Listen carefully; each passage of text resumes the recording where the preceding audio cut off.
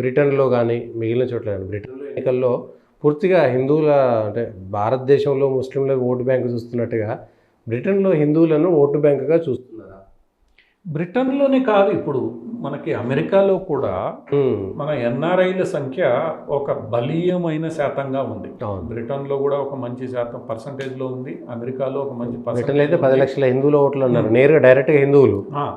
ఈ పరిస్థితుల్లో ఒక రకంగా ఈరోజు చూస్తే మనకి ట్రంపే ఇమిగ్రేషన్ మీద తన వాదాన్ని మార్చుకున్నాడు. అవును, ఎప్పుడైతే ఈ బీడెన్ వీళ్ళు ఇమిగ్రేషన్ మేము ఇచ్చేస్తాం కుటుంబ సంబంధికులకి అని చెప్పిన తర్వాత ట్రంపే ఏం చేశాడు, చదువుకోవడానికి వచ్చిన ప్రతి ఒక్కళ్ళకి సిటిజన్ ఇచ్చేస్తాం, అడ్మిషన్ తీసుకుంటే చాలు నువ్వు యూనివర్సిటీ అంటే. ఈ ఇమిగ్రేషన్ ఇక్కడి నుంచి వెళ్ళిన భారతీయులు ఎక్కువగా అటు ఇంగ్లాండ్లో కానీ ఇటు అమెరికాలో కానీ ఎక్కువ శాతం మంది మెజారిటీ సంఖ్య ఇంకా కెనడాలో తీసుకుంటే పంజాబీలు, హిందువులు, ఖలిస్తానీలు అందరూ కలుపుకుంటే ఒక రకంగా ఎన్నికల్ని వాళ్ళు తారుమారు చేసే పరిస్థితుల్లో ఉన్నారు.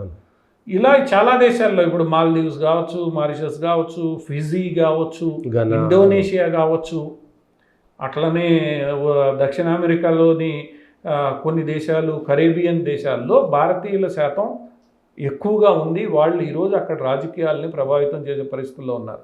ఇంకొక రకంగా చూస్తే లండన్ మేయరు పాకిస్తాన్ ముస్లిం మొన్నటి వరకు.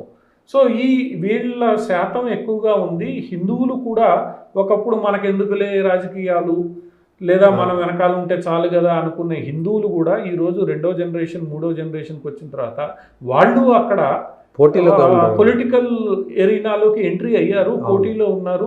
మేమెవరమో చూపించాలి, మా యొక్క నెంబర్ని మనం అనుకూలంగా మలుచుకొని మాట్లాడడం చేయాలి, రాజకీయ ఉద్దేశాలు లక్ష్యాలు వీళ్ళు ఈరోజు స్వతంత్రంగా బయట పెడుతున్నారు.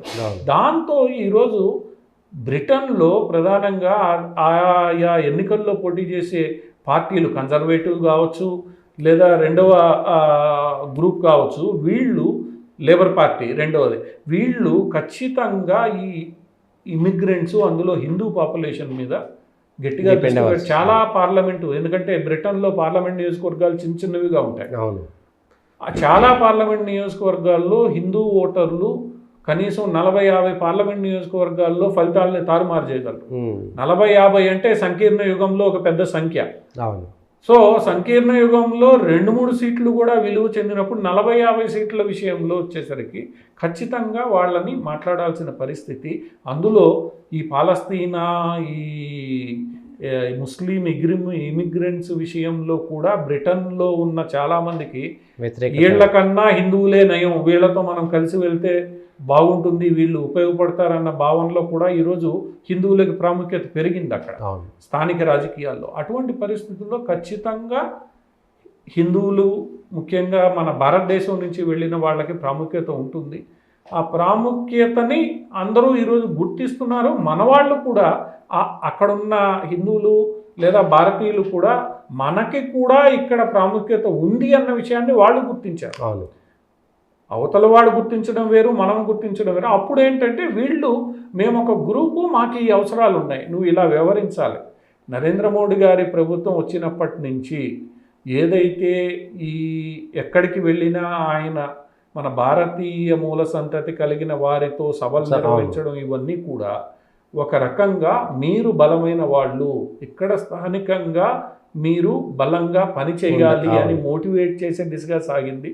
ఇదంతా కూడా భారతదేశానికి అనుకూలంగా మలుచుకునే ప్రయత్నం ప్రతి దేశంలో చేసుకుంటూ వచ్చారు. అది ఒక రకంగా ఈరోజు భారతీయులు కూడా మాకు బలం, మా దేశం, మా భారతదేశానికి నువ్వు ఏదైనా తప్పు చేస్తే ఒక లాబియింగ్ ప్రెషర్ గ్రూప్గా ఇప్పుడు వీళ్ళందరూ పనిచేస్తున్నారు. ఇది అన్ని దేశాలు అంటే ఎక్కడైతే ఈ మెజారిటీ మన దేశస్తులు ఉన్నారో అన్నీ గుర్తిస్తున్నాయి. ఆ విషయంలో జాగ్రత్తగా భారత్తో వ్యవహరించే పరిస్థితి తీసుకొస్తున్నాయి. ఎందుకంటే నరేంద్ర మోడీ గారి వ్యవహార శైలి తెలిసి అక్కడ ఓట్లు అవసరం అన్న విషయాన్ని కూడా గుర్తిస్తున్నాయి. దాంతో భారత్తో కొద్దిగా ఆచితూచి ఈ దేశాలన్నీ అడిగేస్తున్నాయి. అందులో బ్రిటన్లో కూడా రేపు రాబోయే ఎన్నికల్లో హిందూ ఎంపీలు గతంలో లార్డ్స్గా స్వరాజ్ పాల్ ఉన్నారు, వీళ్ళందరూ యూకేలో ఎన్నికైన వాళ్ళు ఉన్నారు. ఈరోజు మన హిందూజా కుటుంబం కానీ వీళ్ళు కానీ. అందువల్ల ఏంటంటే రాబోయే రోజుల్లో అక్కడ హిందువులు గట్టి రాజకీయ భవిష్యత్తు వాళ్ళు ఎదురు చూస్తారు. వాళ్ళు తమ యొక్క గట్టి అవకాశాల కోసం కూడా ఎదురు చూస్తారు. ప్రభావవంతంగానే తయారవుతారు అక్కడ.